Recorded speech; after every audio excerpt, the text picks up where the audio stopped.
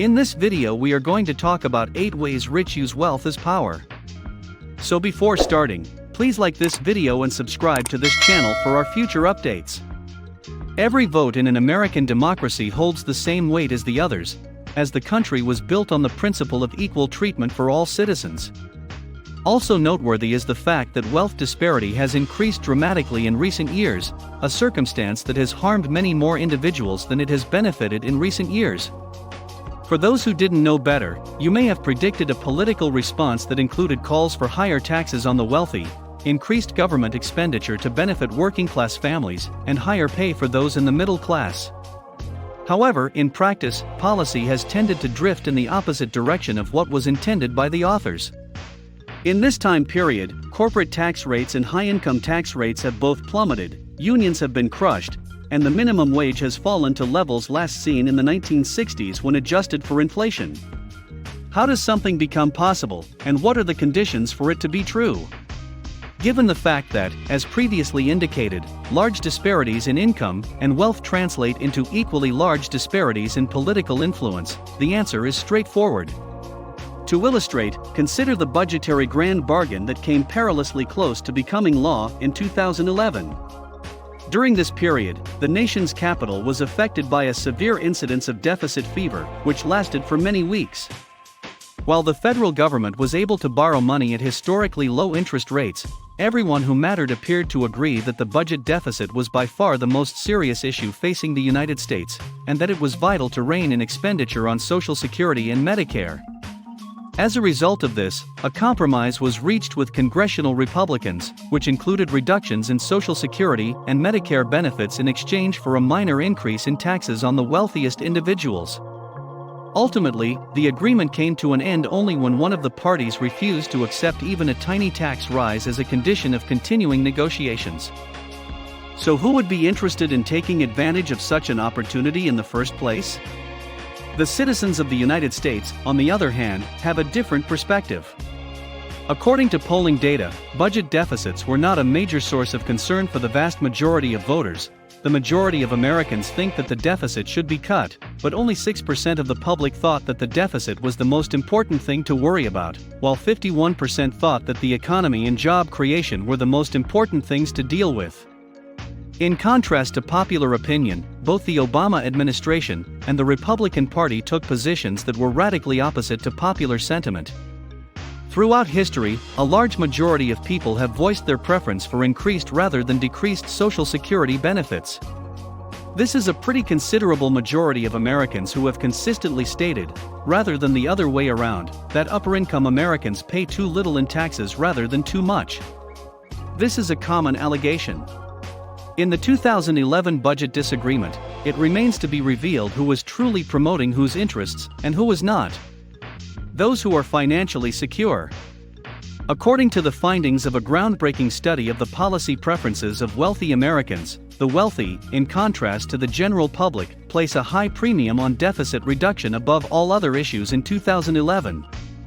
These people had very different views on cutting back on Social Security and healthcare spending than the rest of the country. While some renowned billionaires, such as Warren Buffett, have advocated higher taxes on themselves and their peers, the vast majority of billionaires are obsessed with cutting taxes that only the wealthy are required to pay, such as the inheritance tax, which is levied on those who die with a will. Because Republicans didn't want the wealthy to pay for anything, the administration led by a Democratic president couldn't come up with a deal. Compared to the general population in a variety of ways, those who are wealthy are markedly different from the general population in their outlook. We've chosen 8 of them to highlight in this article. Number 8. Rich people believe in working for fulfillment. Wealthy people believe in working for personal fulfillment, whilst the average person believes in working for financial gain. In Siebold's words, the wealthy have long understood that working only for the purpose of making money is the poorest method for accumulating wealth. He recommends that you avoid looking for employment with the highest earning potential. Instead, concentrate on work that offers the greatest potential for personal fulfillment. The best way to get rich is to work hard at your job until you become one of the best in it. Number 7. Rich people believe money is liberating. Money, in the eyes of the rich, is a freeing force, whereas money, in the eyes of the average person, is a limiting force.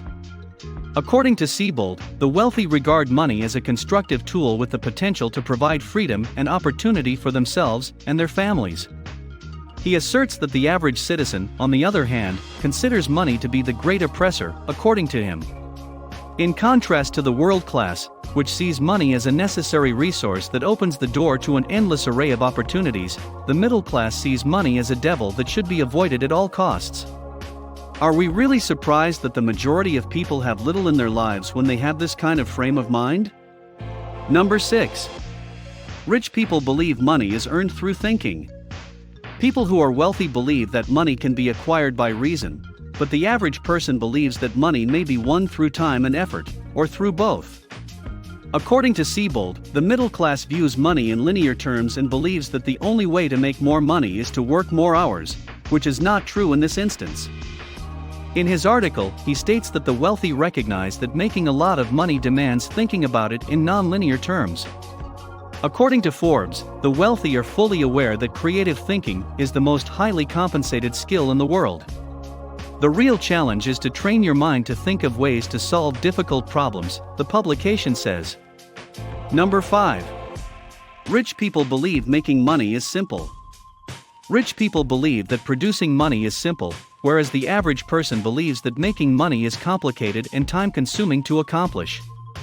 The general public has long held the belief that affluent folks are smarter, luckier, or more educated than those who are less wealthy. Of course, each and every one of these things is untrue. Siebold is adamant. According to him, the wealthy recognize that money is generated through innovative problem-solving and creative thinking. The maxim that guides his work is that the bigger the problem, the bigger the paycheck.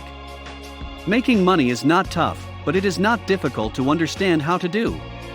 Although there is no mystery to getting wealthy, the majority of individuals are discouraged from even attempting it because of this limiting notion. Number 4. Rich people believe building wealth takes a team. When it comes to accumulating wealth, people who are rich think that it needs to be done together, while people who are poor think that it needs to be done alone. As Siebold states, the world class recognizes that it takes a team to develop wealth, and they invest a considerable portion of their time and resources in choosing the most suited people to leverage their actions and ideas. When a world-class team comes together, the greatest fortunes are built on the aggregate mental and physical efforts of the entire group. Number 3. Rich people believe the wealthy are savvier. Rich individuals feel that the wealthy are more intelligent than the rest of the population.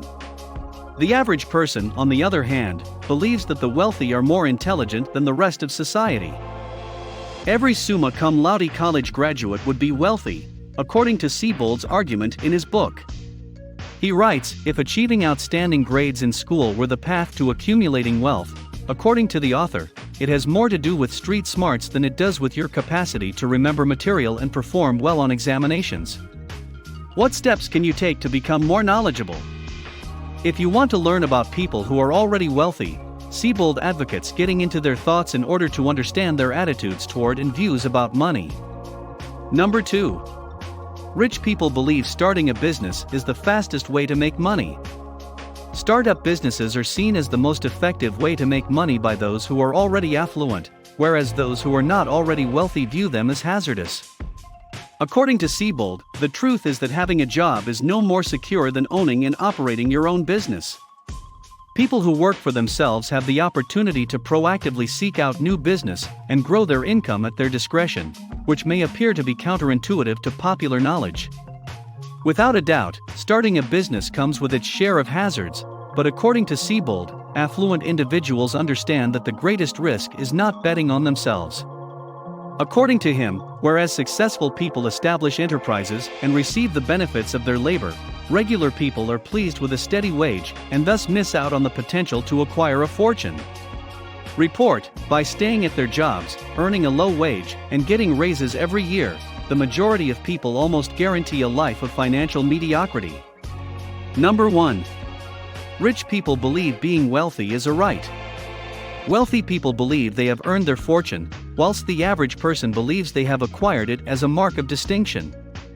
World-class intellectuals recognize that in a capitalist society, people have the right to be affluent if and only if they are ready to produce tremendous value for others, according to Siebold.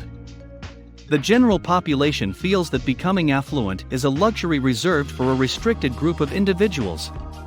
According to him, this difference in thinking leads to the middle class playing the lottery and the world class working instead of gambling. They, the wealthy, believe that if they can make the lives of others better or easier, they have earned the right to be wealthy, says the author. What do you think about our video? Please let us know in the comments area below. If you enjoyed this video and would want to hear from me again, please subscribe and turn on the notification before leaving. Thank you for watching us.